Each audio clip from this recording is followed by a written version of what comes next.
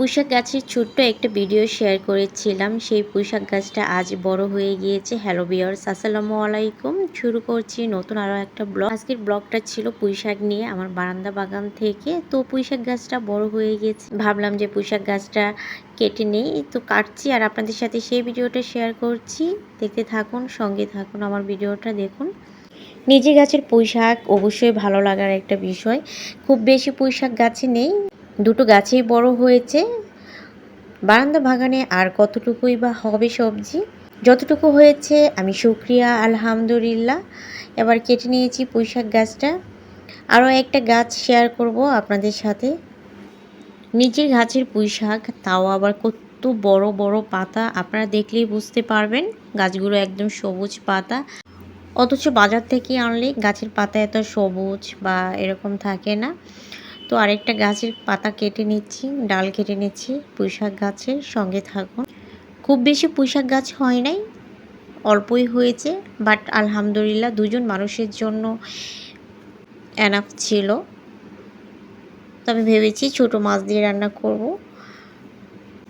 সাথে আমি অল্প কাঁঠালের বিচি ছিল, কাঁঠালের বিচি আর আলু দিয়ে রান্না করব। সঙ্গে থাকলে আপনারা দেখতে পারবেন। পুরো ব্লগটাই শেয়ার করেছি, একদম কাটা থেকে শুরু করে রান্না করা পর্যন্ত শেয়ার করেছি। এই যে আমার পুঁইশাকটা, মাশাআল্লাহ অনেক সুন্দর লাগছে। ভিউয়ার্স, যারা নিজের গাছে এরকম টবে লাগিয়ে থাকেন তারা হয়তো বুঝতে পারবেন। আরও ক্লিয়ার করে বোঝার জন্য যে দেখাচ্ছি, উপর থেকে নিচে দেখতেই পাচ্ছেন মানে কতটা সবুজ দেখাচ্ছে আর কতটা নরম একদম।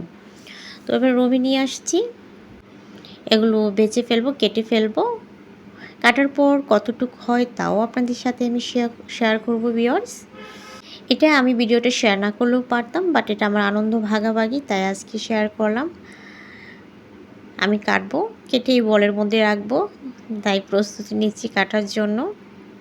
আবার অনেকে পুঁইশাক খেতে পছন্দ করেন না, অনেকটা পিচ্ছিল পিচ্ছিল লাগে, তাই এই যে কাটার পর এরকম হয়েছে দেখতে পাচ্ছেন। ডাঁটাগুলো এত নরম ছিল, কাটতে কোনো ঝামেলাই হয় নাই। অনেকেই যা বলছিলাম, তারা ডাল দিয়ে চচ্চড়ির মতো করে খেতে পারেন, দেখে দেখবেন টেস্টটা অন্যরকম ভালো লাগবে। তো আমি আজকে সরাসরি রান্নায় চলে যাচ্ছি।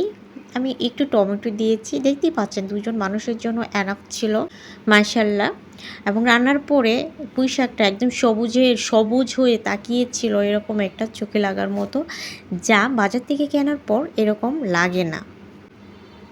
ছোট ছোট কাঁঠালের বিচি অ্যাড করেছি এখানে। মাছটা হালকা ভেজে তারপর এখানে দিয়েছি, টমেটো দিয়েছি, লাল আর সবুজ দারুণ লাগছে। এই যে রান্না শেষ, রান্নার পরে একদম খাবারের আগ মুহূর্তে আপনাদেরকে দেখাচ্ছি। কাঁঠালের বিচি বেশি আছে, মাছ, পুঁইশাক ছোট্ট একটা টবে বারান্দার মধ্যে হেলিভাবে লাগিয়েছিলাম। তা আজ বড় হয়ে আজকে তরকারি একটা দুপুরের আমার মিল হয়ে যাচ্ছে। আলহামদুলিল্লাহ, আজ এই পর্যন্তই।